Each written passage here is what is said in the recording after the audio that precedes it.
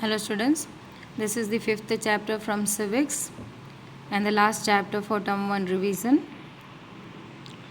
As you can see, the role of the judiciary. So what are the main functions of the judiciary? That is dispute resolution, judicial review, and upholding the law and enforcing the fundamental rights. So what kind of disputes they are resolving? Judiciary, it settled down dispute between people and between the government and the people, and between the state government and between the states and the center. Again I will repeat, don't get confused. Thus it settles dispute between people, two peoples. Secondly, it settles the dispute between the government and the people, and thirdly, it settled down the dispute between the state government, and it means between the states, and it also sort out or settled down the dispute between the state and as well as the center. Secondly, the function of the judiciary is the judicial review. It upholds the rights of the citizen. So it is upholding the law and enforcing the fundamental right. Like if any fundamental right is being violated, then they are looking after it, the judiciary. And thirdly, we are having judicial review. It means it interprets the constitution and has the power to declare a law null or void. It means to strike down the law if it is not working out properly, if it is benefiting one and disregarding the another one, then it would be strike down if the law violates the principle of the constitution. So they review it with the constitution what already it is drafted. However, while performing these functions, the judiciary can take no step outside what is laid down by the law. For example, in deciding upon the guilt or innocence of an accused person, it must follow the process that was being laid by the law. So they are not free from that. They cannot work according to their wills. They have to look after the person who is accused. Then he has to get the punishment as per the law. Also, it cannot interfere in the powers of other two organs of the government. So what are the other two organs? That are executive and the legislature. This also we have learned from the previous chapters, that there are three organs: legislature, executive and judiciary. So legislature work is to make law, so its work is done over there. Executive's work is to implement the law, and judiciary work is to give away the judicial review according to the constitution it is being framed or not. So the judiciary cannot interfere the other two organs, that is executive and the legislature. For example, it cannot make a law even if it feel that there is need for such a law. That has to be came from the legislature. Then the source of law in our country are the constitution, law made by the union and state legislature. Thirdly, case law, it means the points of the law established by the judgment in the previous cases. And the fourth one is customary law. Customary law means the local customs that are not against the law of the country. So this kind of law has could be made in our country. These are the sources of law where the laws are being made, and mainly it is being framed in the legislature, where the members of the parliament are discussing, debating, passing on, making changes, that we have learned in 4th chapter in the previous videos revision. So then only one law is being passed on and it is being approved by the president. So these are the procedures that has to be looked after. Now, features of the judicial system. There are main two significant features of the judicial system, that are unified and integrated judiciary or independence of the judiciary. So that we are going to learn over here. Independent judiciary. If the politician has the power to appoint and dismiss a judge from his office, the judge is clearly partial to the politician. So here that the case what we have learnt in the chapter, that if the politician get the power, and the case what we have read, that his son has done some crime, and he was being protected by his political father, he was being hidden somewhere in the safe places to get free from that punishment what he got. So this is not done, it should not be done, as he was having the political power. And even if he has appointed the judge in the court, then the judge would always give the judgment in the favor of the politician who has appointed him. So it would not be a fair judgment, it would be the unjust one. So clearly the politician is not having any kind of power to dismiss or to appoint the judge. Even if there is any kind of right that he can appoint the judge, then there is no right to him for dismissing the judges. So mainly politicians are always engaged with lawmaking body, that is legislature in the parliament. The work is done by them that much. Therefore, to establish an independent judiciary, Indian constitution laid down several provisions. It means the politicians or the particular authorized person, those who are having the power, they are also having the limitations. For them also they has made the provisions. So Indian constitution is having that provisions that limits the power of the person who is already in the power. Some provisions over here are separation of powers. What are the separation of powers? Like the three organs, they are working independently and separately. A legislature is working independently, then executive is working independently, and as well as judiciary. So they are never interfering in the work of each other, and they are not allowed.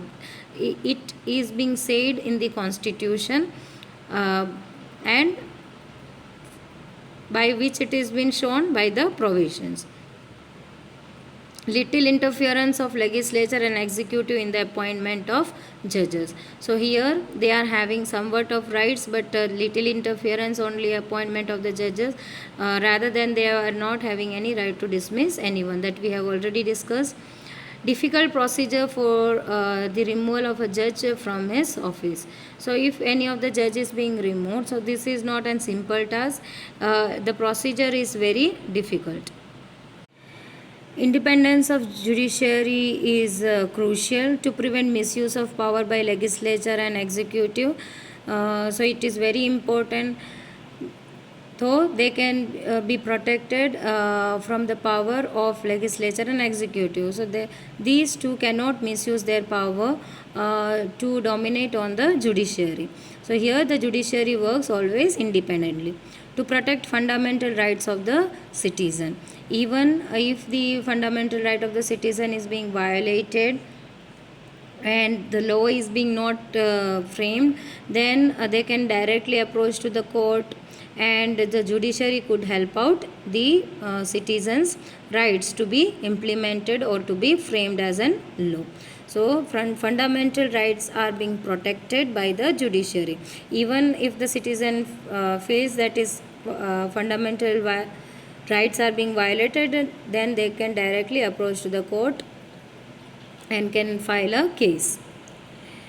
Here next topic we are having, that is structure of court in India. So this is a unified judiciary. Independent judiciary already we have covered. So unified judiciary, as I said, there are two significant features of judicial system. One we have covered. The next is unified judiciary. So there are three levels of courts. Supreme Court, that is apex level. Apex level means the top level. Nextly we are having High Court at every state and at state level. And third type of court, that is subordinate court. At every district you can find the subordinate court, or it is also known as district court. So what is the special feature? that is, there is integrated judicial system. It means we have unified or integrated judiciary. This means court are connected from lowest level to the highest level. You have seen first three levels, that is subordinate is connected to the high court and high court is connected to the supreme court. If the person is not happy with the verdict or judgment of subordinate, then they can move to the high court. Again, if he is not happy from the high court's judgment or verdict, then he can go to supreme court. Supreme court would review the judgment of high court or subordinate court where the person has filed the case. Then looking after to every matter and each detail, then the supreme court is passing out his verdict or judgment. Appellate system exists in India, under which a person can appeal to a higher court if he or she believes that the lower court's judgment is unjust. So how you are able to file a case in the other court, or how you can approach to the other court, this because of this system that is known to be as appellate system.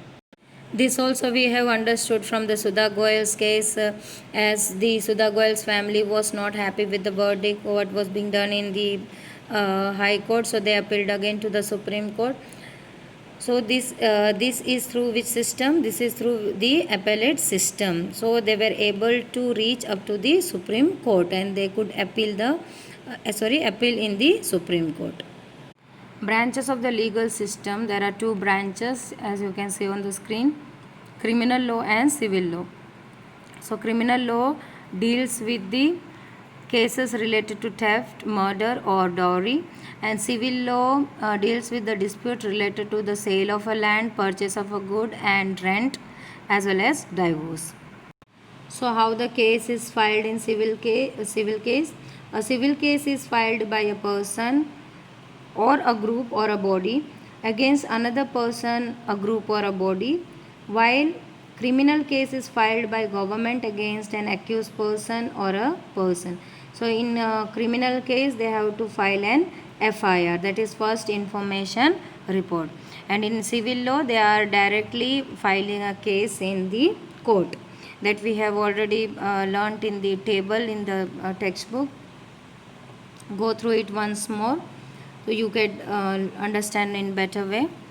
Next we are having, does everyone have access to the court? In the principle, every citizen in the country has right to justice through the courts, but in reality access to the court has always been difficult to the poor. This is because legal procedures involve lot of money, lot of paperwork and lot of time. So why it is difficult? The reasons are already written, because they were not having enough money, as they are working for daily wages and earning every day's meal. Then how they are going to pay for the case whatever they have filed? Then paperwork, as they are not educated, they cannot understand the paperwork, or to be the form, only to fill a form, that is too difficult task for them, and even a time, because justice is not being got within one day or 1 month. It is time taking procedures, and if they are giving away their time to the case, then who is going to work? They have to earn also. So this is very much difficult for whom? For the poor. So Supreme Court has introduced a system that is known as PIL, or its full form is the Public Interest Litigation, to increase access to the justice. PIL simplified the legal process. This is a simple process. What has to be done? They have to simply write down a letter to the court. Directly, a letter could be considered as an petition to the court. So the court interpret the fundamental rights of the people. For instance, right to food and right to livelihood are established as a part of right to life, because to get a good food, the nourishment to the children that is very compulsory, and that is very needed. If they are having or getting the equal rights, then right to food is also necessary, and right to livelihood. The vendor case, what we have read in the fourth chapter, like they are also having every right to earn, and for that reason the municipal corporation has given the ground to earn in weekly basis. They were their shop were taken off from the payments, and as a result they protested, and government has helped out also to them by giving away the governmental place to on their livelihood. So these both the thing, right to food, the meal, midday meal was being started in the governmental school, so both was being established because of the PIL. This both thing was included in which rights? Right to life. And even the right to education also was being implemented. Now the extended time period that court take in case hearing also affects the people access to justice. As I said, it is a time taking procedure. Justice is not received within one day or 1 month. uh, as we have seen, the lawmaking was also a long procedure. So to get the justice, or to access the justice, it is again the long procedure of time. Even in some cases, in chapter explanation, I have informed you that fast track court was being established. So few cases could get the judgment very fastly for the severe cases, or very controversial cases like rape cases, example I'm giving away, and the terrorist case. So they need an judgment fastly. So fast track court was also being established.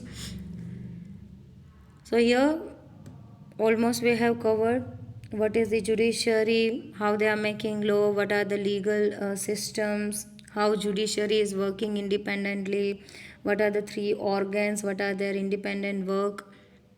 Everything almost we have discussed. Go through the chapter video also, and read the chapter also.